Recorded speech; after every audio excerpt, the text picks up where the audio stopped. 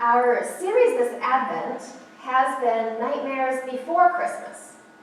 But even though Christmas Day has come and gone, and people were able to celebrate beauty and love and peace and the birth of Jesus, the nightmares haven't actually gone away, even if there was some reprieve from them ever so briefly. Today's scripture is one of those nightmares. Not just the events of it themselves, but even having to read and talk about it, because it has to do with innocent young children being slaughtered. There's not really a good way to put a good spin on that. It's one of the more disturbing and brutal passages in the Bible for sure, and I wouldn't have really minded skipping over it, but it is there, so what do we do with it? There's a lot more going on in this whole section, though, so it's important to understand the context of what we are dealing with. We actually have three small sections in this one passage we read today. Each one a scene that Matthew uses to fulfill a prophecy.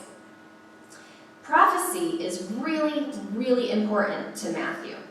This writer uses more prophecy from the Hebrew Scriptures than the other Gospels do in order to make his points, and he does so for a specific reason. His primary audience is Jewish, and so he is tying the events of Jesus' life to the scriptures with which they were familiar. He reinterprets those scriptures in the light of Jesus for a couple of reasons. One, prophecy isn't a checklist of events.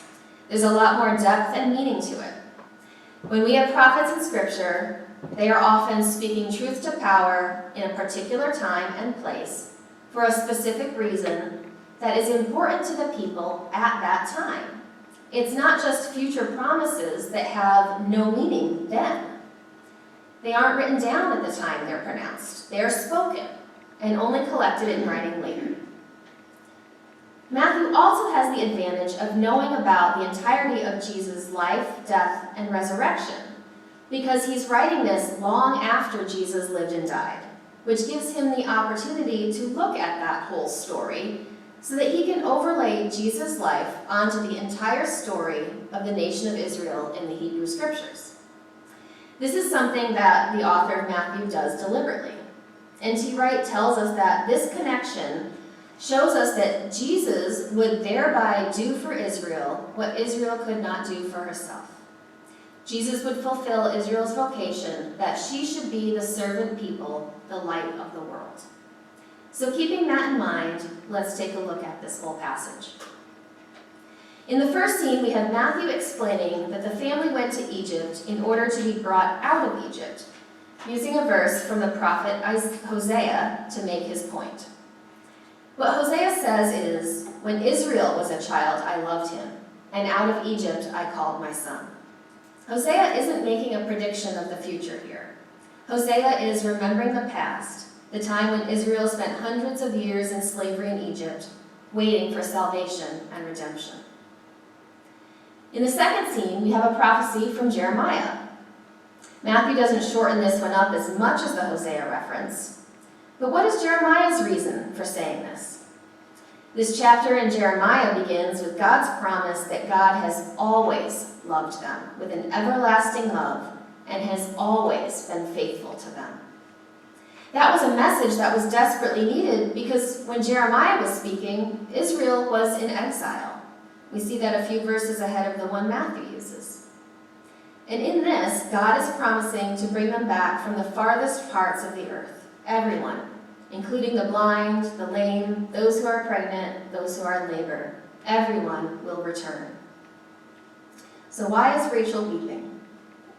Because people feel grief when anything sad or bad happens. The Rachel that is referred to here is the woman who was married to Jacob and was the mother of Joseph and Benjamin. She lost Joseph to Egypt when his brothers sold him and thought he was dead.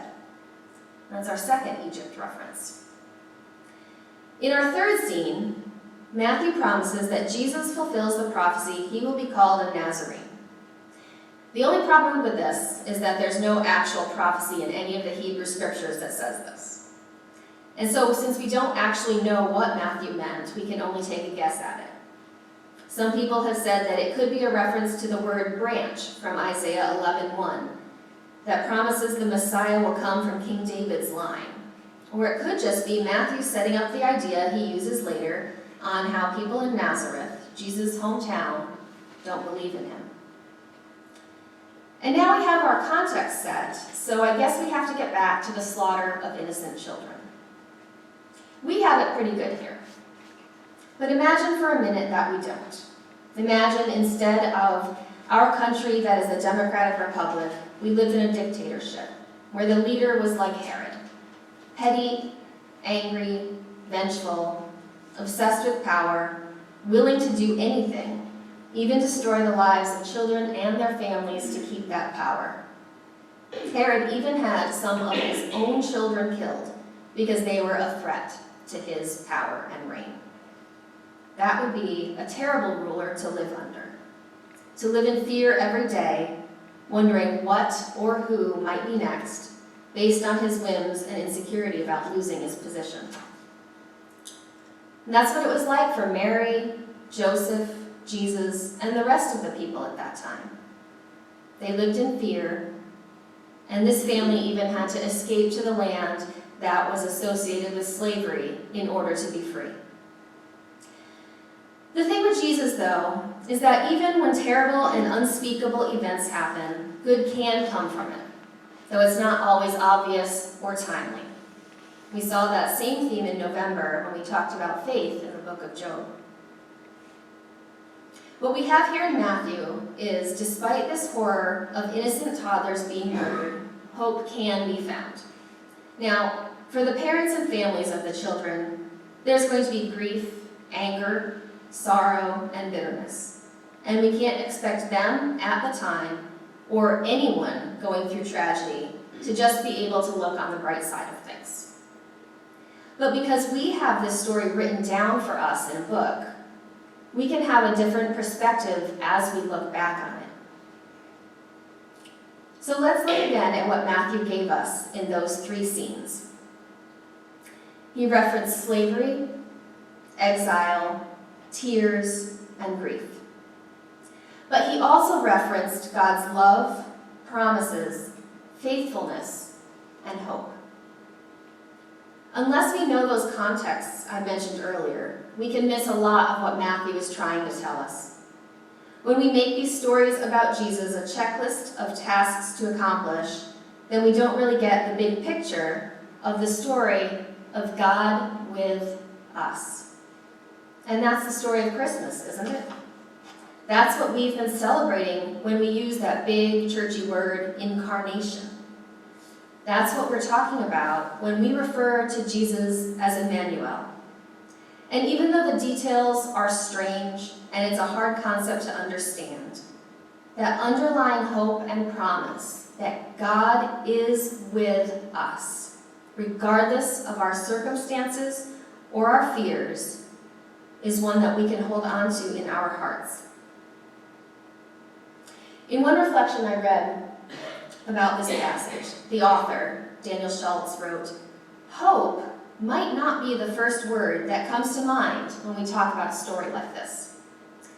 It is filled with fear, persecution, violence, and death.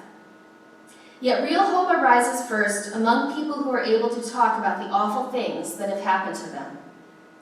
By identifying Jesus with their suffering, Matthew gives his audience permission to weep and to mourn and to comfort one another." He further tells us that what creates real hope is one person coming to another and saying simply, "I am in pain. What can we do differently so that this is no longer the case?" Hope in this sense is simply openness to a future that is different from the past.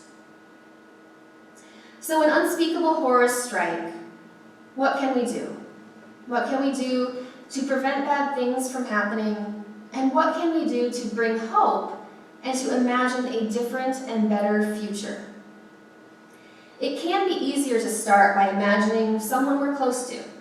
So if you've had kids yourself, or nieces, nephews, good family friends, students, neighbors, people you dearly love, imagine if someone was coming after them to destroy them. what would you do? Would you want to let them be taken and killed? Or would you want to help them get to safety somehow? And then once you can imagine all of that for someone you love, understand that the love and concern we feel for people that we love is something we should have for everyone, because we should strive to find the image of God in all people, not just those who are close to us. Everyone still experiences nightmares every day. Everyone still has something that is their Egypt, the place they need to be freed from. Everyone still has something or someone that threatens them and brings them fear in some way. And everyone also has the opportunity to see the hope and the love that Jesus brings. That love and hope is so powerful that it made a difference even when it arrived in a baby. And it still makes a difference